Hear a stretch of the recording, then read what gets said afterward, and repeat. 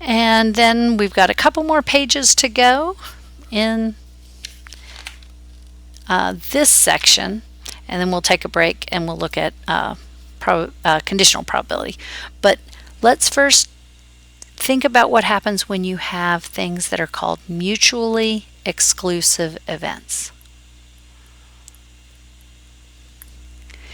Two events, E and F, are mutually exclusive if they cannot occur at the same time. Okay, so let's think about this next example and see if they are mutually exclusive events. Sometimes people call the 911 number to report situations that are not considered emergency, such as a report of a lost dog.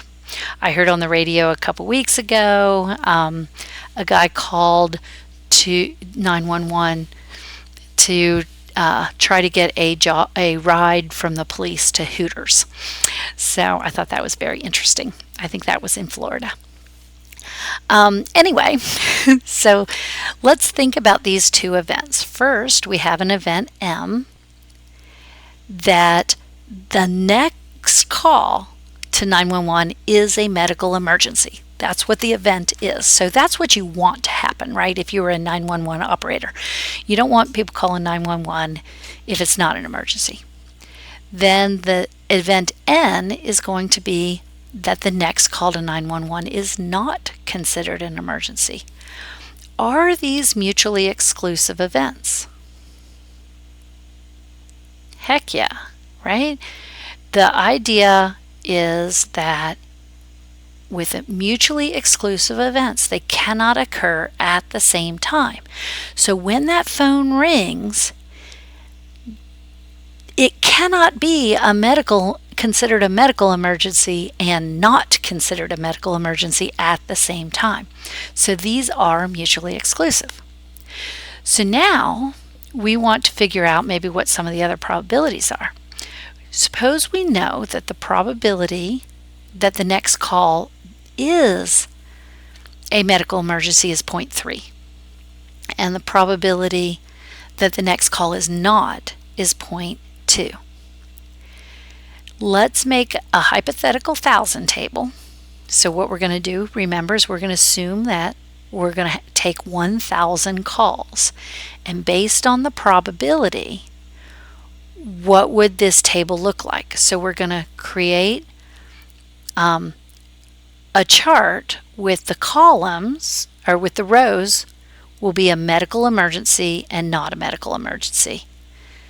The columns will be a non-emergency and not a non-emergency call. Okay, so we know that if there were 1,000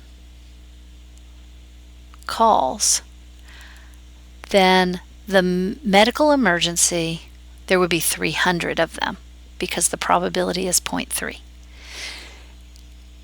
If there were 1,000 calls, then we would expect 200 of them to be non-emergency calls because the probability is 0.2. Now, since these are mutually exclusive events, we've got a 0 right here in the intersection of non-emergency calls and medical emergency calls, right?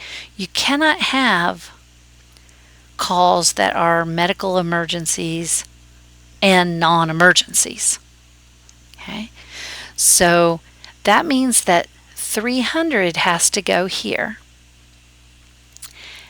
And what this says is that it's a medical emergency and it is not a non-emergency, which makes sense. So we write 300 in that box, in that cell. Now, we know that since a 0 went here, and we have to total up to 200, the 200 has to go here. So this not M means it is not a medical emergency, and the N means it is a non-emergency call. So we have we filled out our chart there. Now we know that this has to be an 800 because 200 plus 800 has to equal 1,000. And this has to also add up to 1,000. So we'd have a 700 here. And finally, if we have a 300 and an 800, we have to have a 500 there. Or you can think of it as having a 200 plus a 500 equals 700. But that's how we are going to fill out this chart. So you are going to, in your homework, have to create charts that look like this. Okay. So now what we want to do is we want to look at the probability that the next call is a medical emergency or it is a non-emergency.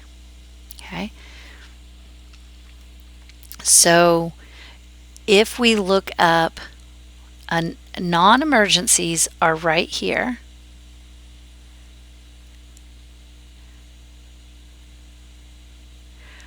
We want the probability that it is a medical emergency. Oh, sorry. Medical emergency is here. Or a non-medical emergency, which is right there. So we would have 0 plus 200 plus 300 out of 1,000. So that is going to be 500 out of 1,000, which is 1/2 or 0.5. Okay. When we have mutually exclusive events, then we actually have an addition rule for our probability.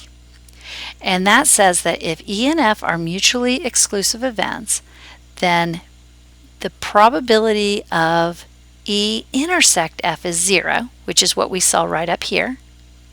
And the probability of E union F is the probability of E plus the probability of F, which is what we ended up with. We didn't do it this way, but we could have just said that this is the probability that the next call is a medical emergency plus the probability that the next call is not a medical emergency. There's a non-emergency call, and that would be 0.3 plus 0.2, which would give us 0.5. So we can use that that probability rule. Okay, so that's the addition rule for mutually exclusive events. Okay. Now, note that probabilities of unions are easy to compute if they are mutually exclusive. Okay, because we can use this rule right here. But if they're not mutually exclusive, then we want to use a hypothetical thousands table, because this number right here won't be 0 if they're not mutually exclusive. So we would just create our hypothetical thousand table and add up those numbers in the correct chart. Okay. But if they're mutually exclusive, we don't have to do that, and we can just use this rule. Okay.